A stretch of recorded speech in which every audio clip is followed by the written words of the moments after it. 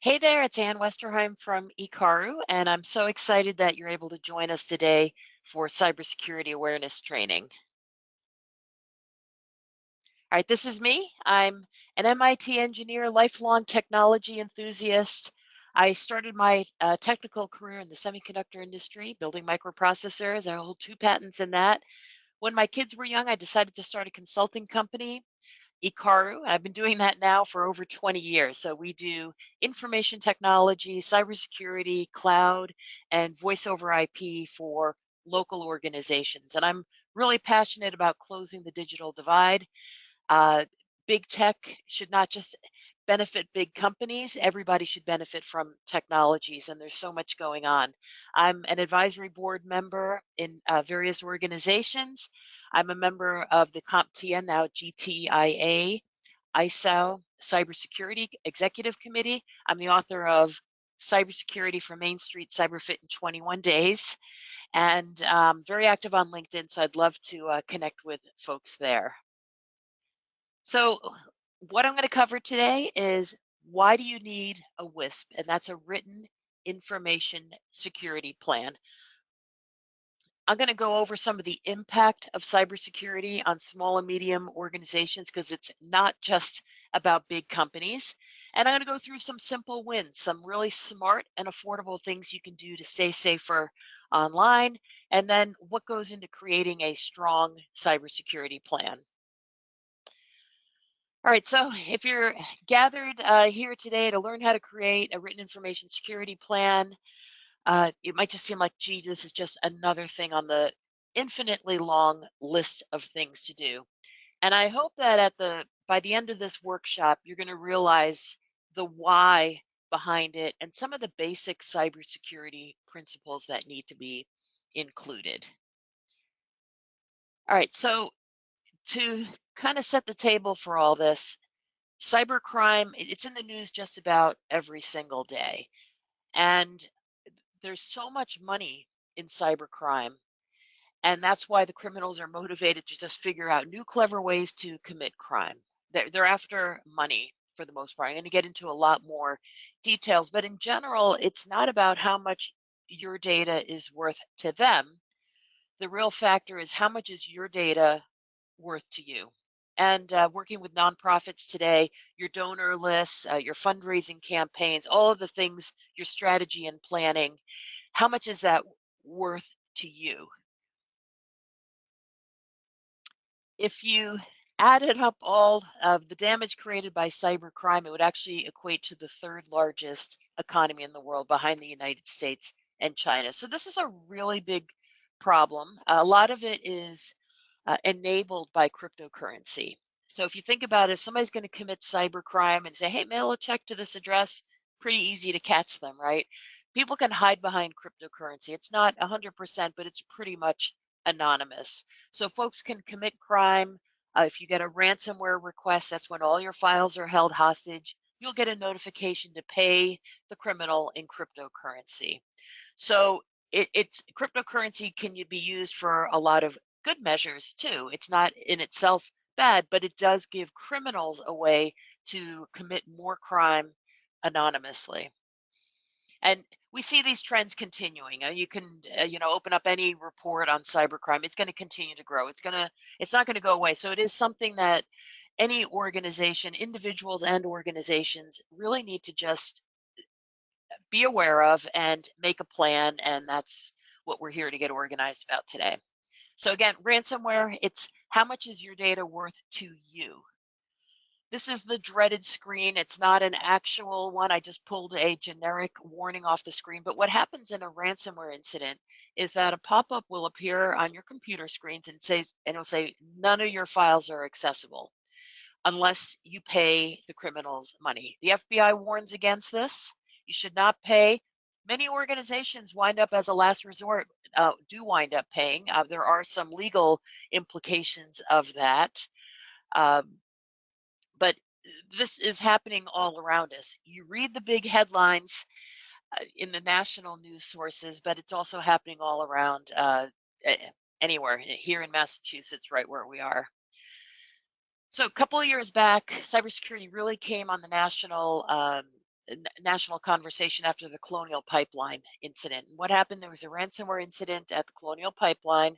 That's the fuel supply for the East Coast. 6% of gas stations on the East Coast were just out of gas. They had no gas to sell. There were long lines reminiscent of the 70s energy crisis. And this was in the news just about every day. It was a really scary thing because cybercrime sounds like some invisible, faraway thing, but when it impacts your ability to actually just put gas in your car and drive, this makes it really real. If you look at the motives for cybercrime, Verizon puts out a report every year, the Verizon Data Breach Incident Report. It's a great report, very comprehensive.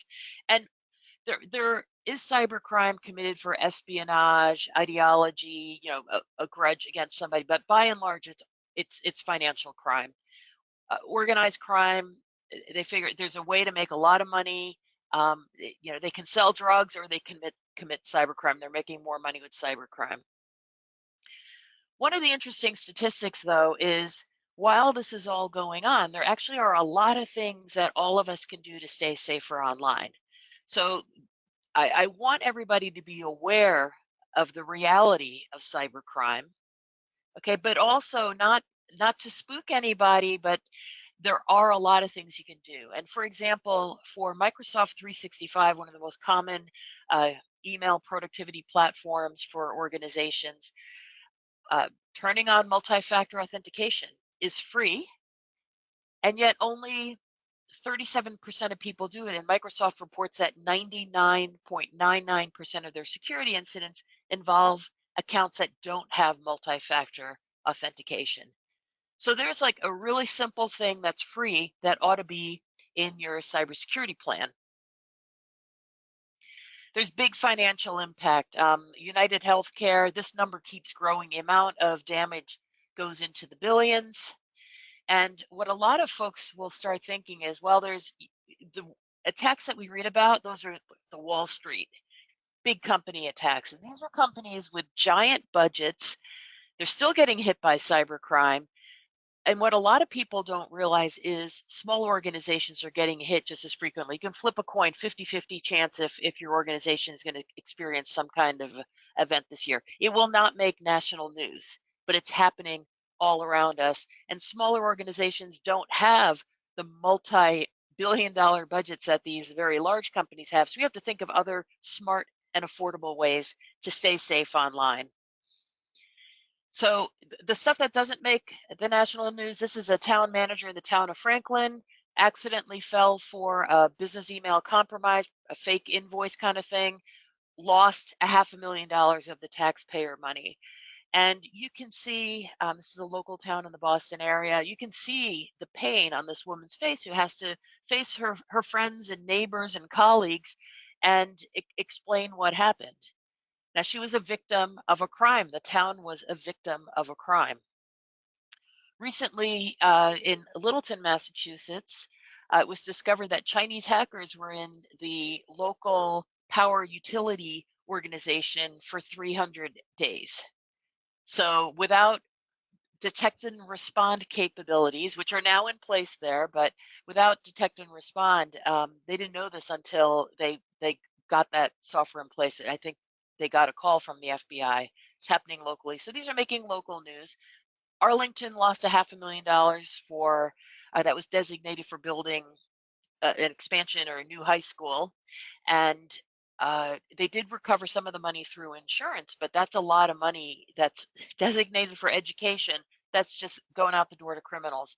Again, exchange of fake invoices known as business email compromise. And just very recently this week, Fall River Schools, they're reporting they did not have cyber insurance. They're going to be down for at least another week. And this is really sad. This is kids going to school. They need education. Towns have limited budgets. And now the recovering from a cyber incident is very, very expensive. And that's one point I want to get across today. In a cybersecurity plan, you want to do as much as possible to prevent the bad stuff from happening. There's no such thing as 100% protection. But if you do a few smart and affordable things, you can reduce your risk by an enormous amount for not a very big budget. And prevent the really expensive incident response stuff from happening. If we look at patterns between small business and big business, we're seeing everything that's happening in big business that you see in national news is happening to local small businesses. I had a couple of examples from schools. Due to public accountability, they're likely to make the incidents public, but or town organizations.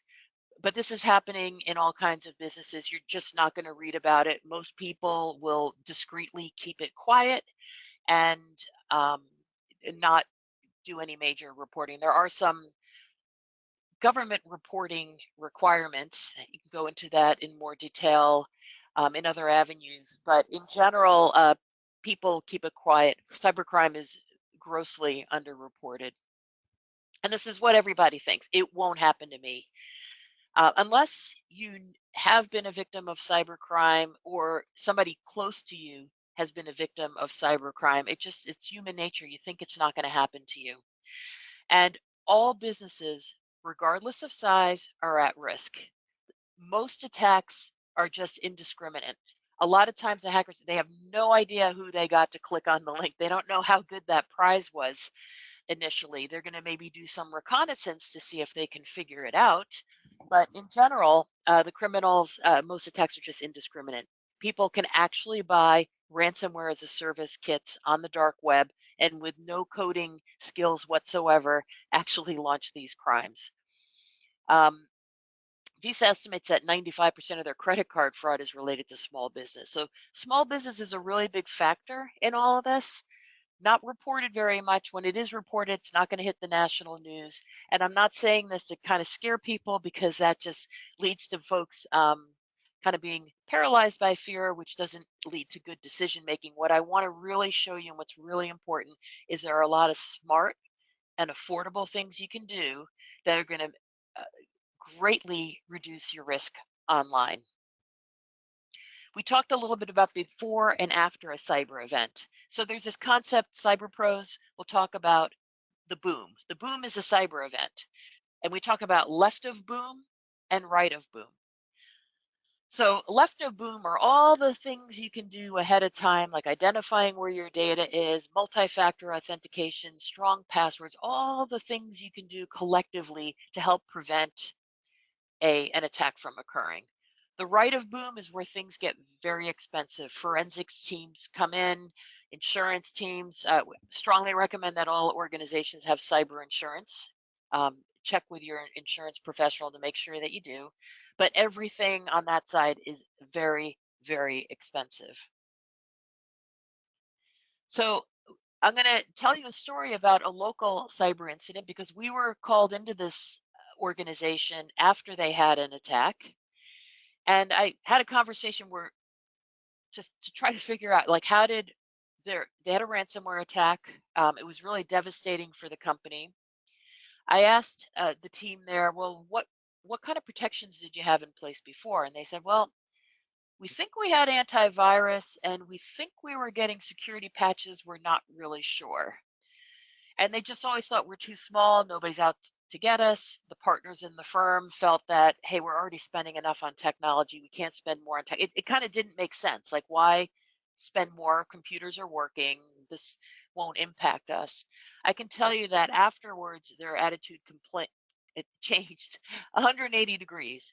And when they called us, we couldn't install security measures fast enough for them. So we put in a lot of different safeguards in place. So what had happened was first thing Monday morning, the early bird in the office showed up way before 9 o'clock, turned on a computer and saw this ransomware warning. He had no idea what this was. But he called the IT coordinator at the site and said, hey, there's this weird thing on my screen. Not sure what this means. The IT coordinator, who was kind of covering IT because he had the most knowledge about computers, but had a full-time job with the company that was not IT, but knew exactly what this was. He knew it was a ransomware incident. It was serious. Got in the car right away, went to the office, and figured, okay, we're going to recover everything from backup, and then we're going to go about our business. When they went to recover the files from backup, they realized their backup was not adequate, and in fact, when the security incident happened, the backup was actually wiped out. So cyber criminals know this. It's a bit of a cat and mouse game. When these ransomware attacks first started coming onto the scene, hey, the criminals aren't going to get their money if you have a strong backup, or if you have any backup back in the day, right? So then they figured out, okay, well, we're not going to start encrypting files until we wipe out the backup. So that's kind of taking it to a new level. So they wipe it. So now there was just chaos at this organization. About 30 people, the principals in the organization that were trying to get on the phone with major clients because they couldn't get any emails. They had different work that was ongoing right then. The top people in the firm really had to be focused on trying to make their clients hold and try to conduct some business during this time. Employees of the firm had no idea what was going on. They were kind of confused. Everything is down. This went on a day, another day, ultimately around 2 weeks. But during that time, they were asking, like, well, are we going to be in business? Should I be putting my resume together? Because there was no communication plan. The principals in the firm did what they felt that he needed to do, but there was no game plan. There was no written information security plan. Folks didn't know what to do. If you think about in a case like this, what happens if employees start posting stuff on Facebook like, hey, you wouldn't believe it, all of our files have been leaked. This turned out to be an extortion situation as well.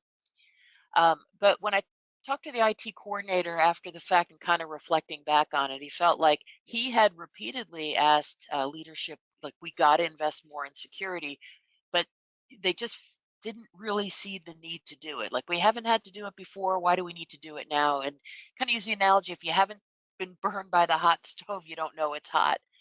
So this is very typical, and I have conversations like this every week with organizations. Hey, we really haven't done anything much with cybersecurity. I think we do antivirus, maybe patching. Um, from our perspective, we see the aftermath of this, and that's one thing I really want to get across to people.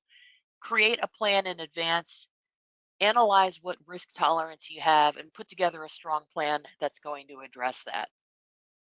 Oh, I will just say one more comment on this. The one saving grace for this organization is they did have cyber insurance. And even with cyber insurance, they were still out of pocket several $100,000 after this event. Without the insurance, they most likely would have been wiped out by this. So that's something to really think about. And they had that direct experience. Don't find out the hard way. All right, so with all the rising cybercrime, there's a lot of regulations that have been put in place. So the NIST cybersecurity framework, which is kind of the basis for a lot of different frameworks that are out there, was formed by presidential order around 2013, 2014 to basically give a guidance to folks. Okay, well, what does good cybersecurity look like? In Massachusetts, actually, we predated that. We had our CMR 201 CMR 17.00 standards for the protection of personal information for residents in the Commonwealth. That's actually been in place 15 years. That came into place 2010. GDPR, you've heard about that in Europe. Canada has their Personal Information Protection and Electronics Document Act. CMMC, anybody in the defense industrial base is regulated by that. FTC safeguards. Any non-banking financial institution, so for example, any organization that gives loans, like car dealers are probably the biggest example of that.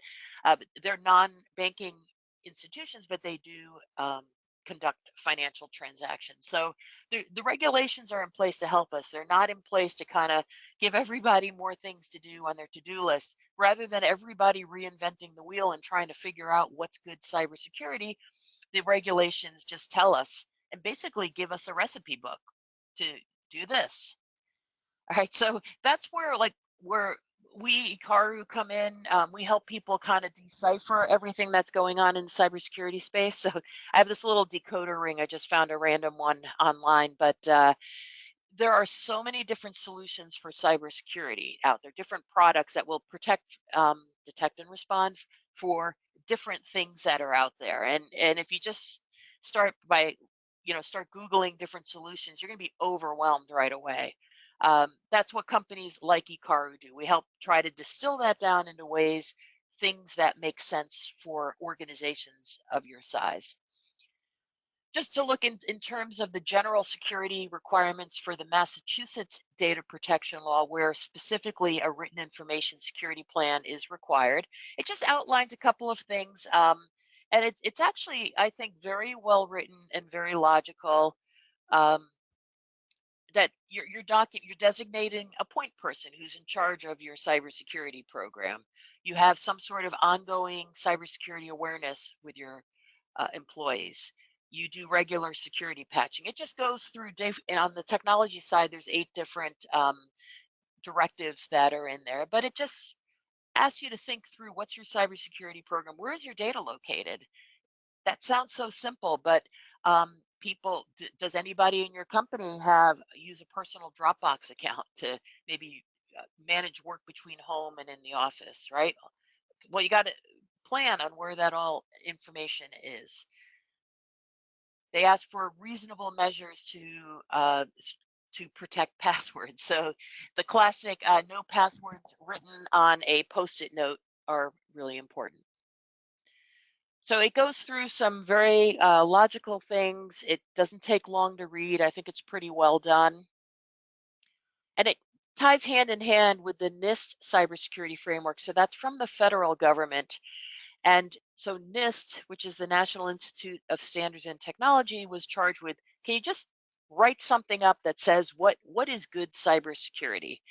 So they have this framework about identify, protect, detect, respond, and recover. And in the past year, they've added governance to that. So they also want to say, like, you might have a policy say, hey, everybody, you need to use strong passwords. Well, how do you know that people are actually doing that in your organization? That's what the governance piece is about. Or you may have an acceptable use policy in your company. How do you know that everybody in your company has actually read that and signed off on it? So that's where the governance comes into place. The other really helpful set of information out there is the CIS controls. That's the Center for Internet Security. They kind of take the framework of the NIST cybersecurity framework and then really go into a lot of detail and tell you exactly how you can achieve all of these different safeguards. It so you don't have to reinvent the wheel. And I have this conversation with clients often because it's dawned on me that like we Ekaru are not making up. We didn't just decide, hey, you should do this and you should do that. All of our security measures are based on the NIST cybersecurity framework and the Massachusetts data protection law for any business that operates in Massachusetts. All right, so one of the points I want to come across, the regulation I think helps define what does good look like. What should a cybersecurity program look like that's a strong cybersecurity program? You don't have to figure that out. That's been given to us for free. One point I want to make though is big tech, all these different tech products you can use with all the different acronyms, EDR, MDR, SIM, all of that. Big tech and government can't fix this, and cybersecurity really requires everybody's participation. And that's why I'm glad you're participating in a workshop to learn more. What it boils down to is every organization really has to evaluate what their tolerance is for cyber risk. Okay, so we're going to weigh, there's a lot of things you can do, some of which get very advanced. The CIS controls are basically, beginner, intermediate, advanced. There's more and more you can do. That's going to cost more and more budget. And at some point, maybe there's diminishing returns for the amount of budget put into this. But it's very important that you start with a business impact analysis. What data do you have that needs to be protected? Where is it? And what would happen? What would happen to your organization if, like this other one I mentioned before, if you were just completely down with no access to data for 2 weeks? You know, and the repercussions will last a lot longer than that. But, will you be able to make payroll? Do you have any obligations? Do you have any events that are occurring that you wouldn't be able to fulfill? Do you have regulatory obligations that you would not be in compliance with? To really look at that business impact analysis and evaluate what your comfort level is with risk. because a lot of people don't think about that in advance, and that's what the written information security plan gets you to think about. And there's no quick fix. So there's sometimes you may see products out there like buy this one product and you'll be completely secure. It really cybersecurity requires a comprehensive approach, and it's a combination of people, process, and technology. And when we think about making changes in your organization about cybersecurity, I like to bring people back to the timeline for seatbelts. So as recently as the 1980s, only about 10% of people wore seatbelts. Now it's well over 90%. But think about all the times you've seen a sign that says click it or ticket or reminders on the highway to buckle your seatbelt. Your car will beep at you if you don't buckle your seatbelt. It takes a long time to change behavior because again, getting back to that conversation to the organization I spoke to just a week ago, well, I really haven't done anything for cybersecurity and I've been around a long time. Why do I need to do anything now? The world has changed, okay? And it takes people maybe a little bit of time to get their head around that. One of the things that I did, my little dent in the universe, is I also wrote a book called Cybersecurity for Main Street. Um, Cyberfit in 21 days. And that was my approach to kind of simplify all of the terminology, all of the whys behind people, what you need to do, and just try to simplify it to give people the confidence of like, oh, I get it. Now I understand why I need a strong password. Or there's a lot of great resources too available online. But I'm going to just give you a couple of examples of this because this I would consider the low hanging fruit that should be part of any security plan. So keep your tech up to date. Old tech doesn't prevent against new threats. So Microsoft, for example, they're going to support they've supported Windows 10 for 10 years. That's their normal technology life cycle. In October of 2025, they're going to retire support for that product, which means there's no new security patches. Vulnerabilities are detected all the time because hackers want to make a lot of money. If they find a software vulnerability, they're going to try to exploit it so they can make more money. And all the technology providers, when something is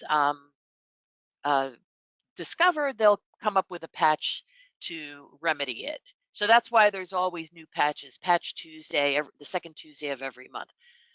One of the things and most common misperceptions, this is not just Microsoft, it's Google, it's Apple. All of those times you get a reminder on your iPhone, you need to do updates. That's not just for new nifty features, that's for security reasons. Microsoft is extremely transparent about exactly which vulnerabilities they're addressing in any of their patches. Apple isn't as transparent about it, but Google, Adobe, anything you use online, Chrome needs to be patched. So just very simple concept. Old tech doesn't protect against new threats. Good news on the Windows 10 retirement to Windows 11. A lot of systems, if your system's, say less than 5 years old, you can probably just do an in-place upgrade. We've been doing that this whole year. We detected about 20% of the computers in the population of all the people that Ekaru works with are robust enough for an in-place upgrade. So we've just been upgrading them over time so people don't need to buy new equipment. I'm not going to go through all 21 days, but I want to show a couple of examples. The next one is strong passwords. So a strong password is a combination of letters, numbers, symbols, uppercase, lowercase, and generally 12 characters or more.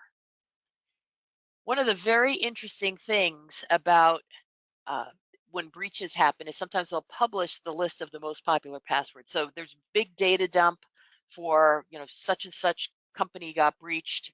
So the most popular passwords in the world are password and 1, 2, 3, 4, 5, 6. These lists vary a little bit, but you think about it in your organization, maybe, whatever you have, 10, 20, 50 people, probably everybody knows they're supposed to have strong passwords. But behavior shows that that's not actually what people are doing. So that's a big eye opener that's, what people know versus what they actually do, pretty big difference. So if you look at the length of the password and the different permutations that you have of letters, numbers, uppercase, lowercase, and all that, the longer it is and the more variation you have it, the longer it would take to crack the password. So imagine a computer code that just went to like 0001, 0002.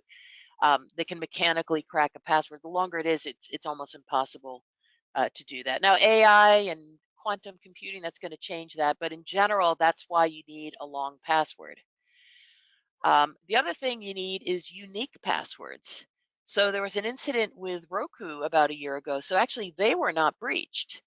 It turns out that some hackers did what's known as credential stuffing against Roku accounts. So they took usernames and they, Chase Bank had a major breach years ago. They could take all those passwords, combine them with the usernames, and just try them at Roku. They can also try them at Netflix, every other bank. So that's what's known as credential stuffing. And that's why you never want to reuse a password from one site to another site. And I would say that if you have some sort of formula like a strong password and you just change a couple of characters, with AI, all the computing power, that is not safe at all. They need to be unique passwords. All right, so then you get to the next thing. Okay, so how do you memorize all these strong and unique passwords? So the average person, I think when I wrote this, is 50 to 100 passwords. Now it's more like 100 and above. That's why you need a password manager. So if you look at, I just generated some random passwords with my password manager. And here's just a list of them. If you look at this list, unless you're a Guinness Book of World Records memory expert, you would never be able to memorize all these passwords. And so that's what ends up happening. People think, nobody's going to get me. I'll just use 1, 2, 3, 4, 5, 6, or something else that, the name of their dog. And what you need to think about in your organization is you're only as strong as your weakest link. So maybe 9 out of 10 people know this and abide by it, but how do you know if the 1 out of 10 doesn't? We would typically recommend an enterprise class password manager so that like we can never see what the passwords are, but we can report back to organizations and say, hey, 10% of your people are using weak passwords. So you can get kind of a benchmark of where you stand. Multi-factor authentication. So if your password is cracked, what you want to have is a second method on there. So everybody is annoyed by multi-factor authentication. That's after you type in your password, you have to give, typically it's a 6-digit code, an 8-digit code. You might have a little app on your smartphone that does that. But that is one of the most important protections for you because if somebody were to get your password, and let's say a breach occurred through no fault of your own, they would also have to get your 6-digit code from your phone, which would be highly unlikely. There are ways of doing MFA bypass, but by and large, if you look at those stats I said at the beginning with Microsoft, multi-factor authentication is free, and only a little over a third of people actually do it. So that's, again, what people know versus what people actually do has a pretty big difference. So if your password's ever guessed, exposed on the dark web, that multi-factor authentication code, which you may think is very, very annoying, is actually the thing that's going to save you. And it's generally free. And that's that stat from Microsoft. All right, phishing. 90% of major events, major cyber incidents occur through some sort of phishing. And that's just tricking people through an email to divulge credentials, or divulge financial information. You probably get these in your inbox all the time. With AI, though, these are on steroids. It used to be that a phishing email would have really bad grammar, horrible graphics. Now, anybody, anywhere in the world with large language models can write in perfect English. So you're not going to see the obvious grammatical errors. You see a lot of brand impersonation. Costco, I just showed Microsoft. The most popular brands are going to be the most impersonated brands. Microsoft, I get so many fake DocuSigns that my email security filters make it pretty difficult for me to actually retrieve a real one. So I ask people to tell me what server was it from and tell me the timestamp because there's no way I'm going to click on those. They go through, they're filtered out of my mail, but I do have them in a quarantine. UPS, Amazon, LinkedIn. There's also extortion emails. These are really terrifying if you're not aware of what they are. These are pretty frightening to get because they're made to look like, hey, I'm on your PC, I know what your password is, and they threaten people with that. So they're very common. They're kind of sad, but there are a lot of people who aren't aware that these are just fake. And imagine, opening your email at 10 o'clock at night with some major threat. Pretty scary. Cyber insurance. Making the case for that, we advise all organizations to carry cyber insurance. It's a regulated industry insurance. I strongly recommend talking to your insurance professional. We partner with a company that will review policies for folks, but what you need to be aware of, you may have a limit to your cyber insurance, but there could be sub-limits on there that are typically much lower for things like business email compromise. That's those examples where somebody pays a fake invoice, or somebody sends a fake invoice to your clients, and they pay the wrong bank account. Strong advice, and this should not just be a rider on your main business owner's insurance. This should actually be a separate cyber program. So we actually would do free reviews with anybody. We just with our partner. Definitely make sure you understand what your coverage is. The other thing I want to strongly emphasize about this, a couple of years ago when cyber insurance was kind of a new product, anybody could just get it. It was a new product, new revenue stream for insurance companies. They got burned because there's so many cyber incidents and so many people with really terrible cybersecurity practices that now they have pretty stringent requirements to qualify for insurance. So they want to know, who is your EDR provider? That's endpoint detect and respond. I'll get into a little bit more of what all these mean. We do a lot of work with just deciphering, that decoder ring with people. So we'll help people understand what the questions are. It's extremely important that you answer these accurately and honestly. You will not be covered in an event if they find out, for example, you said you had an EDR in place and you did not. Some of them ask for a managed detect and respond. This is a debate we have often with folks that think, well, I'm going to use Microsoft Defender. It's not considered a managed detect and respond. It is an endpoint detect and respond. There's little nuances about that. They want to make sure you have ransomware controls in place. Do you have a security operations center behind it? So these are the things they want to know, because they don't want to insure somebody who's just completely reckless, right? You can still get insurance, and actually it's, the pendulum swung to make it really hard and expensive to get insurance. It's eased up a little bit, but this is something to go over and definitely understand with your insurance professional. They want to know what you're doing for multi-factor authentication. Backups, when all else fails, backups are going to save you, but you got to have the right kind of backup. And that the example I told you earlier about that organization, they thought they were safe. Their backup was right on their network, and it was wiped away by the bad actors. So, there's just a lot of different ways you can back up data, and they have different price points. So 2 things to really think through carefully is, what is your recovery point objective? So this relates to how often you back up your data. Do you back up every hour, every day, every week? That's the amount of data you'll lose in a cyber incident. So that's the boom, the disaster strikes. Different businesses are going to have different tolerances for how much data they could lose. The other really important thing to look at is the recovery time objective. And this is where a lot of folks will kind of get in trouble. They'll, sort of a basic, like, online consumer class online backup, you'll get your data back, and that's extremely important. It might take 2 weeks. Now, if you know that ahead of time, and you may very legitimately make an informed decision that is okay for your business, then go ahead with that. But don't get surprised after the fact that either your backup doesn't exist, or it's going to take 2 weeks to get back. That's something that should be part of your planning process. And then cybersecurity awareness training. All of the cybersecurity frameworks, the NIST framework, the Massachusetts Data Security Law, require ongoing cybersecurity awareness training. So you could do this in a lot of different ways, but insurance company, you will not be insured if you don't have a program in place. And it's basically, new stuff happens all the time. You want to educate your team so that everybody on the team understands, what's at stake. People care about their place of work. They care about their clients, they care, and nonprofits, they care about their donors, they care about their mission, their cause. People want to do the right thing, but they need help to understand what the right thing is. And that's where the cybersecurity awareness training comes into place.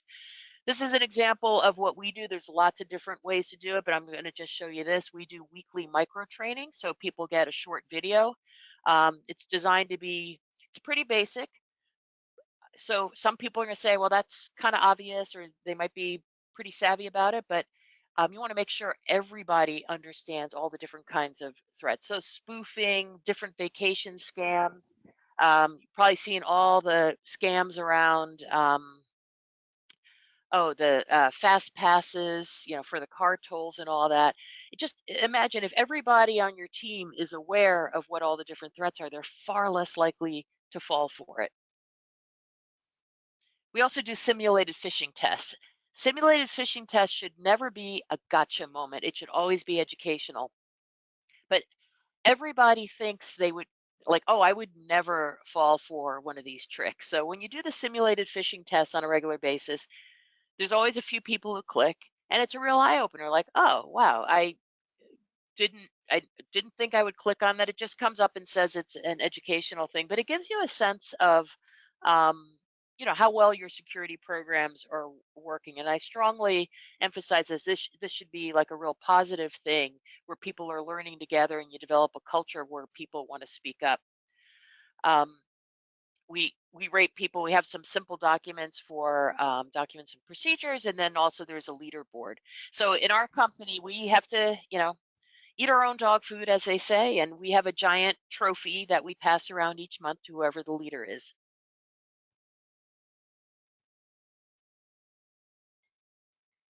We also do, anybody in the community is welcome to join our educational events. This is my friend Scott Oggenbaum, retired FBI agent. He's spoke with us a few times. We do workshops just about every month on different topics. We do videos, so anybody, those are free to everybody. Please join us. Look at our website. I do want to say a few things on the cloud before we wrap up, because uh, a lot of people think the cloud is magical. And I've literally had discussions with people like, oh, well, my data's in the cloud, so I don't need to do any backup or cybersecurity. The FTC safeguards specifically require that any computer connected to the internet, to those internet applications, is protected. And any computer in the mass data security law that's connected to the internet, if it has, if you're dealing with protected information, has to have the safeguards in place. Another really important thing to think about is, IT strategy versus shadow IT. So employees, well-intentioned employees, will do things like put company files in Dropbox because they think, hey, I'm going to be more efficient. I'm going to work from home. I'm going to be doing more stuff. They don't realize that they're putting the organization at risk. So it's very important to look at what applications are you running in the company. We do reporting like that for folks too, to just um, see, maybe the marketing department decided they're going to spin up a new CRM software. We just want to make sure it's safe and that the systems connected to this new software are connected in a safe way. Uh, Key loggers, which is a type of malware, they actually literally record all your keystrokes. So even if you have the world's strongest password, they could record that and use that. So be aware of the shadow IT is the stuff that's not specifically sanctioned by the company. Keep an eye on that. Unapproved applications, you may have things out there.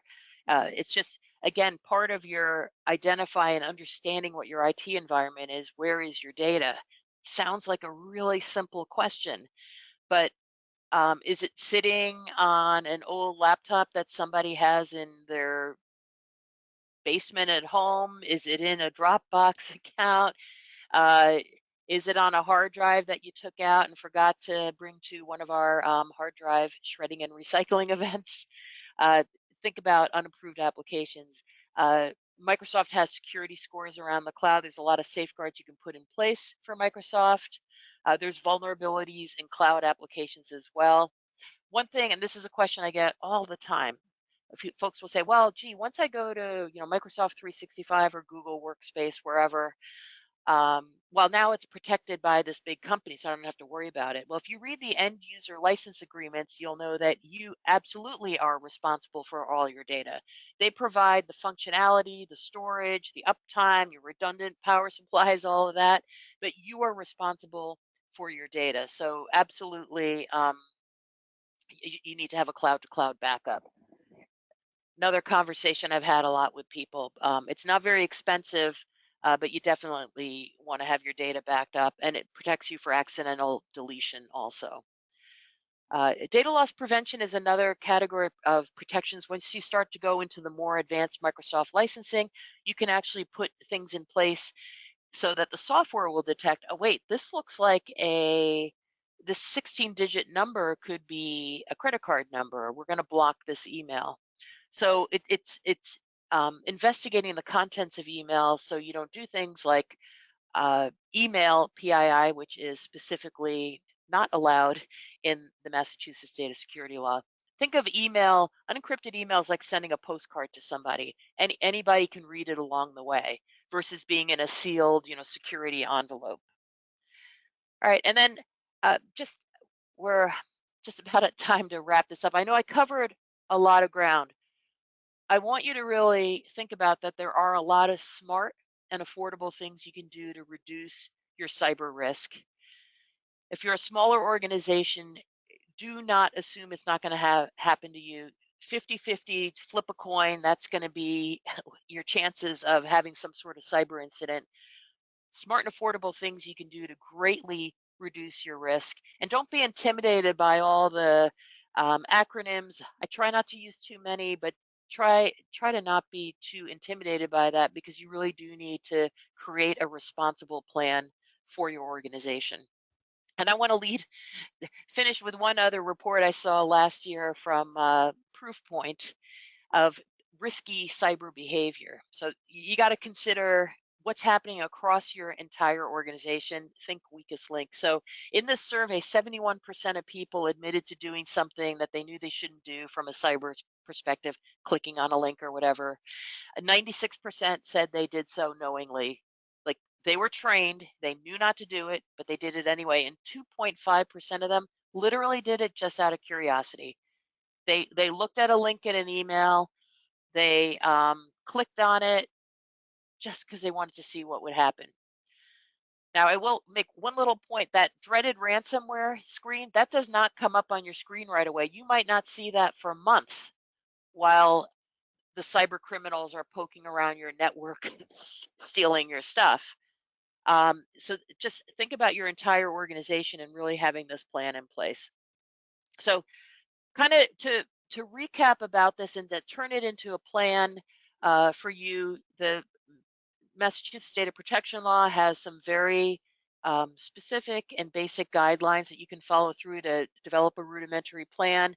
I've identified on this slide what is involved in the NIST cybersecurity framework. I put the decoder ring back on there because companies like Ekaru, other companies like us, help organizations, nonprofits, all different industries, law firms, accounting firms, all different sorts of industries, just go through and create plans. So risk assessment, asset inventory, sounds simple, but it's not. Doing the vulnerability scans. And so you have the identify, protect, detect, respond, and recover. And all of these items go into a comprehensive cybersecurity plan. And what you're doing when you're creating your plan is kind of thinking through, okay, what would we do in the event of a cyber incident? What would we do? What are we going to put in place to help prevent a cyber incident? If somebody in our organization does click on a bad link, do we have any detect and respond that's going to identify bad behavior so we don't find out the 300 days later that somebody was lurking in the system? And then how would we go about recovery? Conversations around, would your organization pay a ransom or not? And that's something to consult with your legal team, because there are federal guidelines against paying ransom. So by having the plan in place, you're going to make life a lot easier for this concept, the right of boom, which is very expensive, very painful. You do some of the smart and affordable things left of boom, like training all your employees, you're going to reduce your chances of that high impact event. And with that, I'm going to wrap up. I want to thank you so much for joining me. So I'm Ann Westerheim. My company is called Ekaru, and check out my book online. It's also on Kindle, and you can reach out to me anytime if you have questions about cybersecurity. I love talking about it. I'm very active on LinkedIn, so please connect with me there. So with that, I'm going to say thank you very much for joining us today.